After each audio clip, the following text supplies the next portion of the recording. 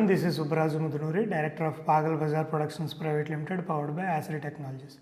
ఈ వీడియోలో మనం రోటీ అనే కాన్సెప్ట్లో ప్రాక్టికల్ సెషన్స్ గురించి మాట్లాడుకున్నాం అండి. ప్రీవియస్గా పర్సనాలిటీస్, దానివల్ల ఉపయోగాలు, దాన్ని ఎలా అర్థం చేసుకోవాలి, దాన్ని బట్టి కెరీర్ ఎలా చూస్ చేసుకోవాలనేది మనం మాట్లాడుకున్నాం. ఈ వీడియోలో ప్రత్యేకంగా నేను ఎమోషనల్ సెన్సిస్ అనే దాని గురించి చెప్దాం అనుకుంటున్నానండి.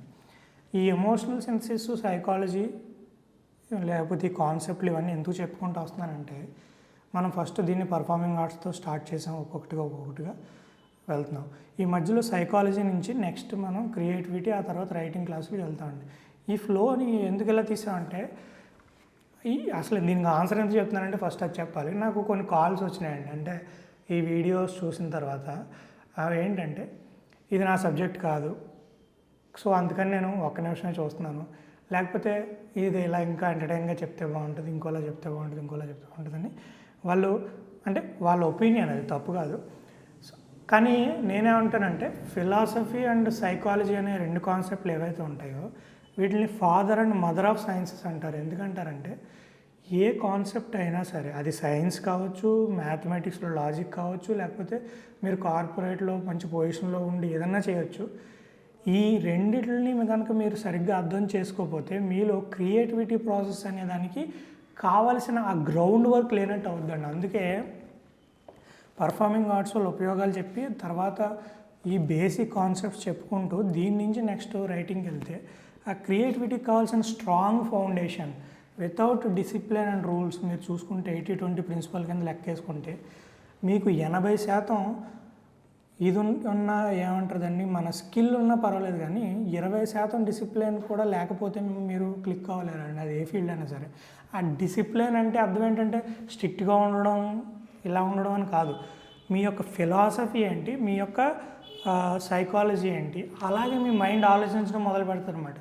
అది మీ పర్సనాలిటీని డెవలప్ చేస్తుంది. అది డెవలప్ చేసిన పర్సనాలిటీ ఏం చేస్తుంది అంటే జనాల్ని ఇన్ఫ్లుయెన్స్ చేస్తుంది. ఆ ఇన్ఫ్లుయెన్స్ చేయడం వలన ఇన్స్పైర్ అవుతారండి. కళాసేవ అంటే అర్థం ఏంటంటే, మీరు కళకి రోజు ఒక నటరాజ స్వామి బొమ్మ పెట్టుకుని దానికి పూలు పెట్టి, కొబ్బరికాయ పెట్టి, అలా కాకుండా మీ వల్ల ఆ పర్టికులర్ కళకి, అది ఏదైనా కావచ్చు, నేను చెప్పాను మ్యాథమెటిక్స్ కావచ్చు, అకౌంటింగ్ కావచ్చు, మెడిసిన్ కావచ్చు, ఇంజనీరింగ్ కావచ్చు, ఇవన్నీ కూడా కళలే. ఇందులో ఏ కళకైనా మీ వల్ల విలువ పెరగాలి అంటే దాన్ని మీరు కరెక్ట్గా అర్థం చేసుకోవాలి. ఈ పిల్లర్స్ అండి సైకాలజీ, ఫిలాసఫీ అనేవి. దాని నుంచి మీకు ఆలోచన విధానం అనేది, దాన్ని పారాడైమ్ అంటాం.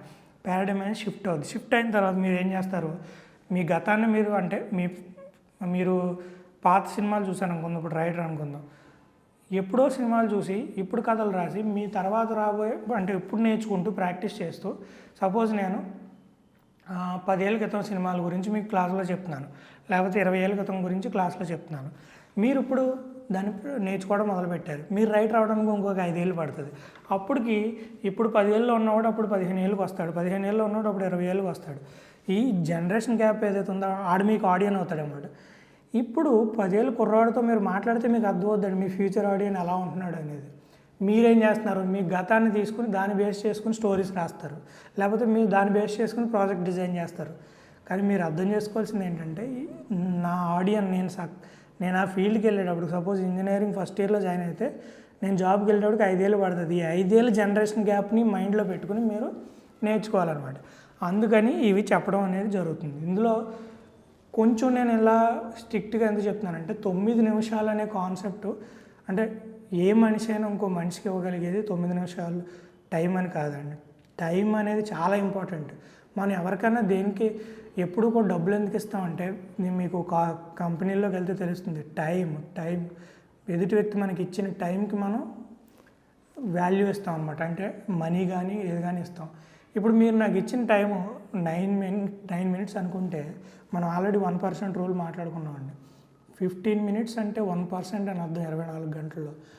మీరు నాకు దగ్గర 0.5%, 0.5% కనుక మీరు ఓపిక్గా ఇవ్వగలిగితే మీకు ఇది లైఫ్లో ఎంతో కొంత, మీ లైఫ్లో 1% అన్న ఉపయోగపడుతుందని నేను అనుకుంటున్నాను. సో అందుకని మీరు ఏది జరిగినా పూర్తిగా చూడండి. మధ్యలోనే బయాస్ అయ్యి డెసిషన్ తీసుకుని ఇది నా ఫీల్డ్ కాదు అని మాత్రం అనుకోవద్దు. ఇప్పుడు ఎమోషనల్ సెన్సిస్ అనే కాన్సెప్ట్కి వద్దామండి. ఎవరో దీనికి మీద కామెంట్ పెట్టడం వల్ల దానికి నేను ఎక్స్ప్లెనేషన్ ఇచ్చాను తప్ప అది తప్పు కాదు, దాని గురించి నేను నెగిటివ్గా తీసుకోవట్లేదు. తర్వాత వచ్చేటప్పటికి ఇప్పుడు ఎమోషనల్ సెన్సెస్ అనేది ఎలా జరుగుతుందంటే ఒక సెన్సరీ రియాక్షన్ అనేది ఉంటుందండి. ఏదన్నా మనకు బయట జరిగినప్పుడు మనం ఏం చేస్తామంటే మన సెన్సెస్ తీసుకుని దాన్ని మైండ్లోకి పంపిస్తాయి. ఈ మైండ్లోకి ఎలా పంపుతాయంటే మన కంప్యూటర్ లాంగ్వేజ్ చూడండి, ఏం చేసినా 101010 అని చెప్పి బైనరీ లాంగ్వేజ్లోనే తీసుకుంటుంది. అలాగే మన మైండ్ కూడా ఏం చేస్తుందంటే ఎలక్ట్రానిక్ డివైస్లో ఏముంటుంది, సిలికాన్ చిప్ ఉంటుంది. అలాగే మన మైండ్లో న్యూరాన్స్ ఉంటాయి. అంటే కొన్ని కోట్లు బిలియన్లు ఉంటాయి. బిలియన్లు అంటే 100 కోట్లు, వందల కోట్లు ఉంటాయి. వాటిల్లో మళ్ళీ డివిజన్స్ ఉంటాయి. ఇవి ఏం చేస్తాయంటే వాటిని తీసుకుని ఏ పార్ట్ సెపరేట్గా, ఇప్పుడు మీకు అంతా న్యూరో సైన్స్ చెప్తే మీకు పిచ్చెక్కిపోద్ది అండి. ఏదో నాకు తెలిసిన గొప్పగా చెప్పుకోవడం తప్ప దానివల్ల మీకు ఉపయోగం ఉండదు.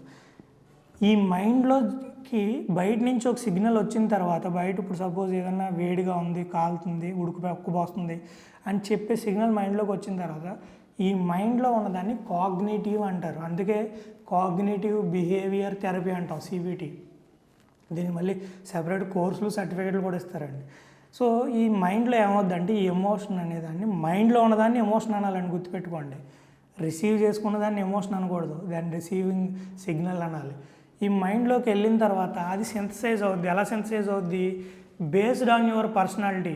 మీరు పాజిటివ్ అనుకోండి, కొంత ఉడుకు వరకు ఓకే, నేను ఎండలో ఉండగలను, ఏం పర్వాలేదని బయటికి ఒక సిగ్నల్ వస్తుంది. ఆ బయటకు వచ్చే సిగ్నల్ని ఎక్స్ప్రెషన్ అంటాం. కాగ్నేటివ్ లెవెల్ నుంచి బయటకు వచ్చేసిన దాన్ని ఎక్స్ప్రెషన్ అంటాం. ఈ ఎక్స్ప్రెషన్కి మళ్ళీ మైండ్కి సంబంధం లేదు. ఈ బయటకు వచ్చే ఎక్స్ప్రెషన్ దేని మీద ఆధారపడి ఉంటుందంటే మనం మాట్లాడుకున్న పర్సనాలిటీల మీద ఆధారపడి ఉంటుంది. అంతే. ఇప్పుడు ఒక్కబోస్తుంది అనుకోండి, బాగా పాజిటివ్ ఎక్స్ట్రావర్ట్ అనుకుని మామూలుగా ఏం చేస్తాడు, అలా ఒకసారి తుడుచుకుంటూ ఉంటాడు, అయిపోద్ది. అదే మన న్యూరాటిసిజం, కంగారు పడే వ్యక్తులు అనుకోండి, ఏం చేస్తారు, కాంట ఈ రకమైన ఎక్స్ప్రెషన్ వస్తుంది. అందరికీ ఒకటే వేడు అక్కడ, కానీ రియాక్షన్ వేరుగా ఉంటుంది. ఎందుకు వేరుగా ఉంటుంది అంటే ఎక్స్ప్రెషన్ వేరుగా ఉంటుంది, రియాక్షన్ కాదు. ఎందుకంటే కాగ్నిటివ్ లెవెల్లో తన పర్సనాలిటీ ఏం చేసిందంటే ఎమోషనల్ సెన్సెస్ అనే దాంట్లో ప్రోడక్ట్ మారిపోయింది. ప్రోడక్ట్ మారిపోయి మీకు వచ్చే అవుట్పుట్ వేరుగా ఉంటుంది అనమాట. ఈ అవుట్పుట్ వేరుగా ఉండడం వల్ల ఇప్పుడు మీరు ఇంటర్వ్యూలో కూర్చుంటారు. ఇంటర్వ్యూలో కావాలని మిమ్మల్ని ఏం చేస్తారంటే రెచ్చగొడతారండి. ఒక రెచ్చగొట్టడం అంటే ఎలా అంటే, ఇప్పుడు ఐఏఎస్ఏ తీసుకుందాం. ఐఏఎస్ ఇంటర్వ్యూలో మీరు కూర్చున్నారనుకోండి, your mother is a prostitute, దీని గురించి నువ్వు చెప్పు అంటే ఏమనిపిస్తుంది అండి మామూలుగా అంటే ఎవరికైనా సరే ఖచ్చితంగా కోపం వస్తుంది. ఆ కోపం వచ్చినప్పుడు మనం ఎలా రియాక్ట్ అవుతాం, వైల్డ్గా రియాక్ట్ అవుతాం. What non sense your talking, మీరు అంటే ఇంటర్వ్యూ చేస్తున్నారని ఇలా పొగరగా మాట్లాడతారా. ఇలాగే ఒక వ్యక్తిని సేమ్ క్వశ్చన్ అడిగారండి. అడిగితే ఆ అబ్బాయి ఏం చేశాడంటే దానికి ఆన్సరు, మీరు అన్నది నిజమేనండి, మా అమ్మ ప్రాస్టిట్యూటే, కానీ ఆవిడకున్న ఒకే ఒక కస్టమర్ ఎవరంటే మా నాన్న అని ఎంత తెలివిగా మార్చి చెప్పాడు అనమాట. ఇది ఐఏఎస్లో నిజంగా జరిగిన విషయం, ఇది మీకు తెలిసే ఉండొచ్చు. అంటే వాళ్ళు కావాలని ఎందుకు రెచ్చగొడతారంటే, మీరు ఇప్పుడు ఒక అడ్మినిస్ట్రేటివ్ డిపార్ట్మెంట్లో మీరు వెళ్ళి ఒక జిల్లాని లేకపోతే ఒక డిపార్ట్మెంట్ని, ఒక శాఖని మీరు హ్యాండిల్ చేయాలంటే మీకు ఆ లెవెల్ ఆఫ్ కాగ్నిటివ్ లెవెల్లో ఆ స్ట్రెంగ్త్ ఉండాలి. ఆ స్ట్రెంగ్త్ ఉండడం కోసం వీళ్ళు ఏం చేస్తారంటే మిమ్మల్ని రెచ్చగొట్టడానికి ప్రయత్నిస్తారు. ఈవెన్ మీరు రోడీస్ చూడండి, రోడీస్ అనే ప్రోగ్రాంలో వాళ్ళు మిమ్మల్ని రెచ్చగొడతారు, కాళ్ళ మీద కాళ్ళు వేసుకుని కూర్చుంటారు, అది ఇది అంటారు. దానికి మీరు ఎలా రియాక్ట్ అవుతున్నారని చూసి మిమ్మల్ని సెలెక్ట్ చేసుకుంటారు. సో ఆ రోడీ అవ్వాలన్నా లేకపోతే ఇంకోటి అవ్వాలన్నా, ఈవెన్ డాక్టర్స్ కూడా వాళ్ళు చేసే పనికి నిజంగా మనమైతే చిరాకు పడిపోయి, కంగారు పడిపోయి, టెన్షన్ పడిపోతాం. కానీ వాళ్ళు ఏం చేస్తారు, చాలా కూల్గా దాన్ని మైండ్లో వాళ్ళకి తెలుసు ఈ ఆపరేషన్ సక్సెస్ అవుద్దా లేదా, ఛాన్సెస్ ఎంత ఉన్నాయి. కానీ ఎప్పుడూ కూడా కంగారు పెట్టరండి. పేషెంట్ని కంగారు పెట్టరు.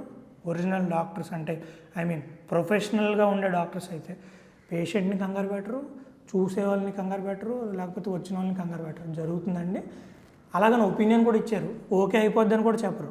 జరుగుతుందండి, కాకపోతే కొంచెం తెలుస్తుంది, కొంతసేపు ఆగితే వాళ్ళు ఏం చేస్తారంటే హోప్ ఇస్తూనే ఓ పక్కన మీకు గ్యాప్ ఇస్తారు. సో ఇలాగా కాగ్నిటివ్ బిహేవియర్లో ఎక్స్ప్రెషన్ అనేది మీకు ఇందాక చెప్పిన 5 క్యారెక్టర్లు, మళ్ళీ అందులో పాజిటివ్ అయితే ఒకలా చెప్తాడు, నెగిటివ్ అయితే మీరు శంకర్ ఎంబీబీఎస్ చూస్తే ట్రై చేస్తున్నాం కదా, ఎందుకు మీరు కంగారు పడతారు అని చెప్తారు. తను కూడా ధైర్యంగానే ఉన్నాడు, కానీ మీకు చెప్పే విధానం వేరుగా ఉంది. కొంతమంది ఏం చేస్తారు, మనకి శంకర్దాద ఎంబీబీఎస్లో చూసుకుందాం, రోగిని ప్రేమించలేని ఏ డాక్టర్ అయినా కూడా రోగితో సమానమే.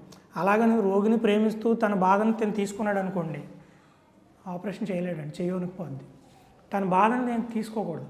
సో సిచ్యువేషన్ తగ్గట్టు మనం పర్సనాలిటీని షిఫ్ట్ చేసుకుంటూ మన ప్రొఫెషన్లో ఏ పర్సనాలిటీ, ప్రొఫెషన్లో కూడా పర్టికులర్ మూమెంట్లో ఏ పర్సనాలిటీ ఇంపార్టెంట్ అనేది మనం అర్థం చేసుకుంటే మనం ఎక్కడికి వెళ్ళినా కూడా అంటే నేను అనేది ఏదో అబద్ధం చెప్పమనో డిప్లొమాటిక్గా ఉండమనో కాదండి. యజుర్వేదంలో మనుస్మృతి చదివితే అందులో రాసి ఉంటుంది, మనస్సత్యేన శుద్ధ్యతి, truth is the only tool which can clean your mind. మీ యొక్క మైండ్ని క్లీన్ చేయగలిగేది ఏదన్నా ఉందంటే సత్యం, నిజం. నిజం అంటే ఏదో సినిమాల్లో చెప్పేదో గాంధీ గారు చెప్పేదో కాదు, మీకు మీరు నిజంగా ఉండడం, నేనేంటి అని తెలుసుకుని ఉండడం. అప్పుడు మీరు ఎదుటో వ్యక్తిని ఎప్పుడూ కూడా తక్కువ అంచనా వేయరండి. ఒక వ్యక్తి ఇంటర్వ్యూలో క్వశ్చన్ అడిగాడంటే వాడు మూర్ఖుడు అని మీరు అనుకున్నారంటే, మీరు బిగ్ బాస్లో కూడా చూడండి, కావాలనే టాస్కులు కూడా అలా వస్తాయి. వాడు మూర్ఖుడు అని మీరు అనుకున్నారంటే మీ ఒరిజినల్ క్యారెక్టర్ బయటపడిపోద్దండి, గుర్తుపెట్టుకోండి. వాళ్ళు కావాలని మిమ్మల్ని ఆ లెవెల్కి తీసుకెళ్తారు. ఆ లెవెల్లో కూడా ఎవరైతే సస్టైన్ అవుతారో వాళ్ళు దేన్నైనా సాధించగలరు. ఐఏఎస్లో టాప్ వచ్చిన వాళ్ళు కూడా ఇంటర్వ్యూలో ఫెయిల్ అవ్వడం మీకు తెలియదు. చాలామంది ఫెయిల్ అవుతారండి. ఎందుకు ఫెయిల్ అవుతారంటే ఎలాంటి సవాల్ని వాళ్ళు ఫేస్ చేయలేరు. వాళ్ళకి ఎందుకంటే ఈగో వస్తుంది. నేను స్టేట్ టాప్, ఇండియా టాప్ వచ్చాను, నన్ను ఎలాంటి పిచ్చి క్వశ్చన్ అడుగుతావా, నన్ను ఎందుకు సెలెక్ట్ చేయవు, ఈగో వస్తుంది.